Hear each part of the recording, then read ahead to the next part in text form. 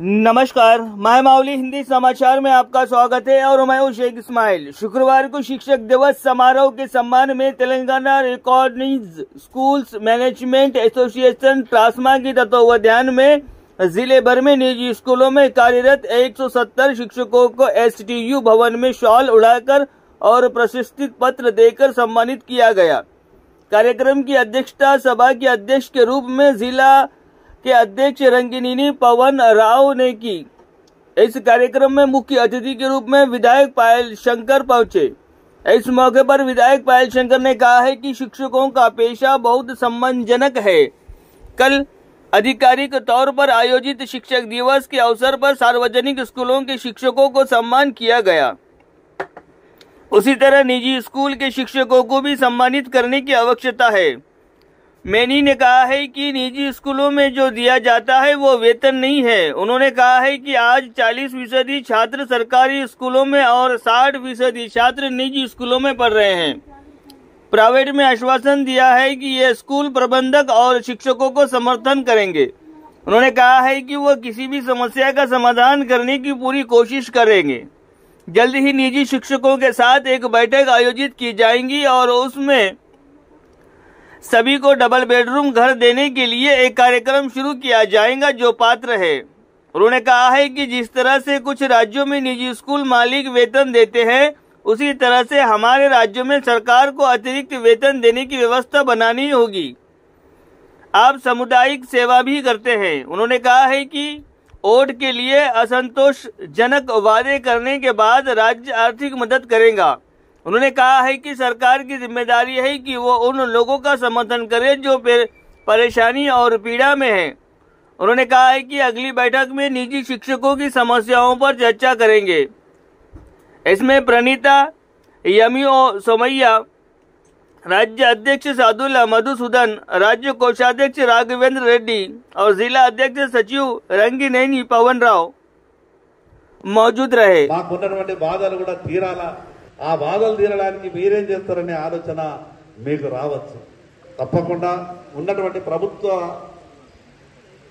విషయం కానీ పార్టీల ఆలోచనలు కానీ మీరంతా కూడా గమనిస్తూ ఉన్నారు.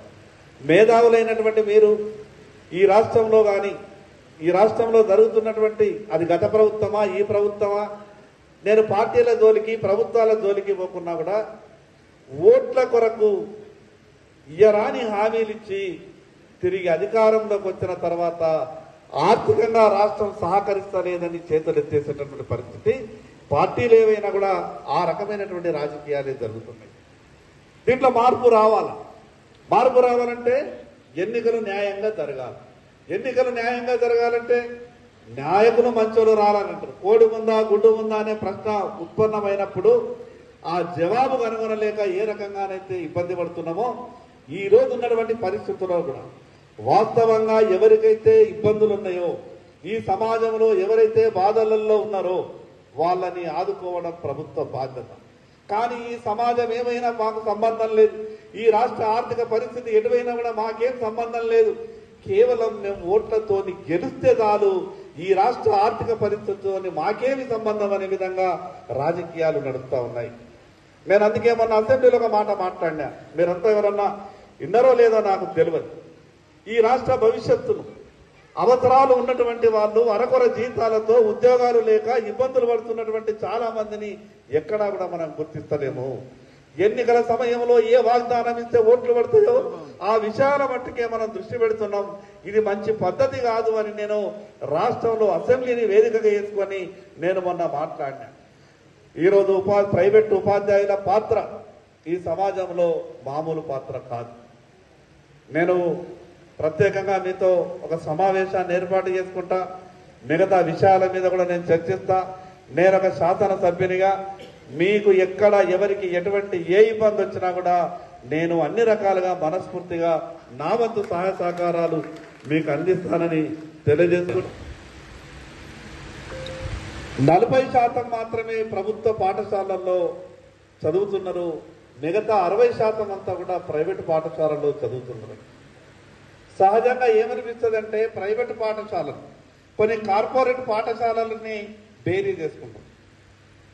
కార్పొరేట్ పాఠశాలలు తీరే అందరికీ సంపాదన ఉన్నదేమో. ఆ రకమైనటువంటి ఆలోచనతోని మిగతా పాఠశాలల్ని ఒక రకమైనటువంటి రీతిలో చూసేటటువంటి పరిస్థితి కనిపిస్తా ఉన్నది. పక్కన ఉన్నటువంటి మహారాష్ట్ర కావచ్చు, అదేవిధంగా కేరళ కావచ్చు, కొన్ని రాష్ట్రాలలో ప్రైవేటు పాఠశాలలు యాజమాన్యాలు ఏ రకంగానైతే జీతభత్యాలు ఇస్తున్నాయో అంతే సమానంగా ప్రభుత్వం కూడా జోడించి ఇచ్చేటటువంటి విధానం ఏదైతే ఉన్నదో ఇది కొంత మన రాష్ట్రంలో కూడా రావాల్సినటువంటి అవసరం ఉన్నది.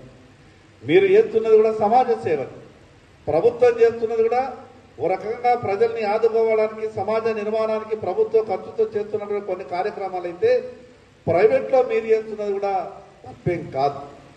మరి అదేవిధంగా పవన్ రావు గారు ఒక మాట చెప్పింది డబుల్ బెడ్రూమ్ల గురించి. నేను తప్పకుండా ఈ ఆదిలాబాద్ అసెంబ్లీ నియోజకవర్గానికి సంబంధించి నేను అంతకుముందు ఆదిలాబాద్ అంటే జిల్లా వ్యాప్తంగా వచ్చినటువంటి వాళ్ళంతా ఉన్నారని చెప్పడం జరిగింది. నేను ఆదిలాబాద్ అసెంబ్లీ మట్టు నేను మీ అందరితో చర్చించి ఎంత పర్సెంటేజ్ ఇవ్వగలిగితే అంత పర్సెంటేజ్ ప్రైవేట్ టీచర్లకు ఇప్పించే ప్రయత్నం చేస్తానని ఈ సందర్భంగా నేను విజ్ఞప్తి చేస్తా ఉన్నాను. మరి అదేవిధంగా సమస్యలు ఏవైనా కావచ్చు, కానీ అన్ని సమస్యలను ఎదుర్కొంటూ మీరు చేస్తున్నటువంటి వృత్తి మామూలు వృత్తి కాదు.